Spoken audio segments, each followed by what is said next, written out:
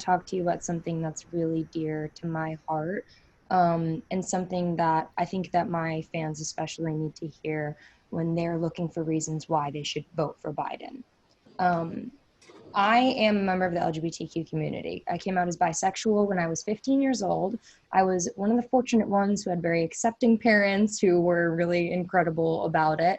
And it has been a focal point of a lot of the artistic expression in my career.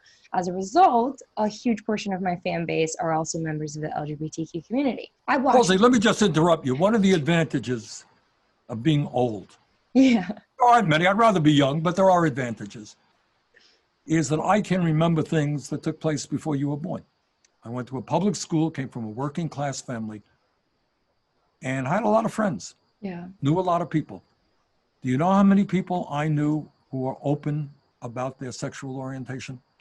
Do you know how many people said, oh, George is gay or Mary is gay? Mm-hmm. Do you know how many people there were?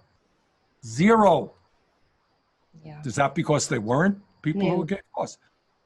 It just in that culture was an unforgiving culture. Yeah. And you did not come out. And it took the incredible courage of Stonewall and many other people to say, hey, you know what? I am gay. Yeah. And I'm not ashamed of it. And that's who I am. And you're going to have to accept that reality. Yeah.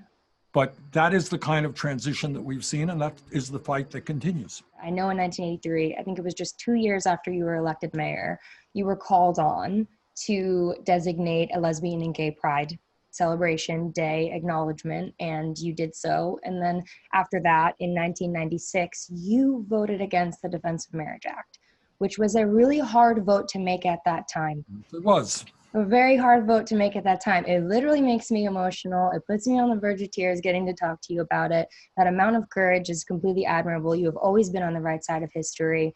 When I think about my fans, when I think about these young people, and like I said, a majority of them being members of the LGBTQ community, I think about the fact that, they are at a time where it may be incredibly accepting for them in their smaller groups and in their smaller communities to identify the way that they want and to express that. But on a larger scale, there's a storm brewing that serves to really, really cause a lot of damage and violence to them and to undo all of the great work that people like you have put in for us to be able to live the way that we do right now. I just want my fans to know there is no option but Biden. If you are a member of the LGBTQ community and you need protection for yourself and for your family moving forward, because the Trump administration will continue to undo all of the good work that people like you have put in to protect us, and they deserve better than that. I care about these kids, and I want to know that they're going to grow up into a world where they can flourish. And I think that perhaps you can help me explain to them why the Biden administration is really their only option. Donald Trump will say anything and do anything, no matter how harmful it is to people, in order to win political support. So he will play on every prejudice that people have. Yeah. If you don't like African Americans, he is there to play on that one. You don't like Latinos, he is there. You don't like the gay community, he is there. You don't like Muslims, he is there. You don't like people in China, he is there. He will play on every latent prejudice that anybody has ever had. Mm-hmm.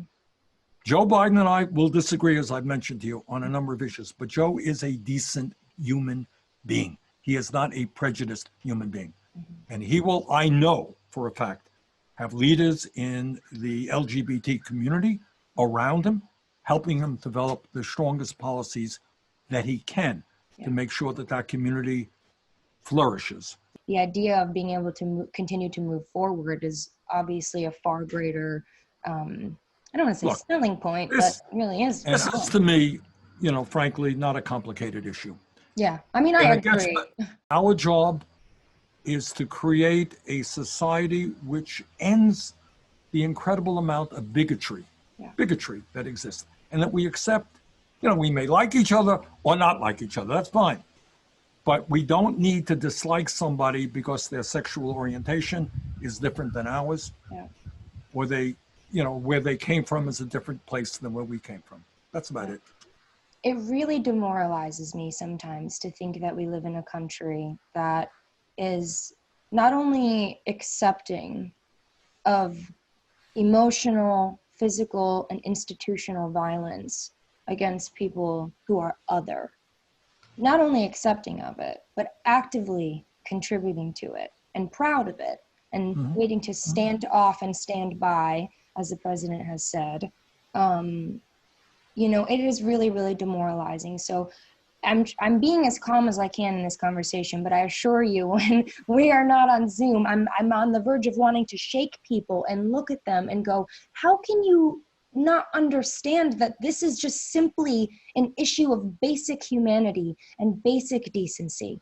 We're sitting here and we're unraveling all of these policies and all of these mentalities, and we're trying to convince people this is the vote because of this, and this is the vote because of this present policy and this potential policy. But really, this is just an issue of human rights.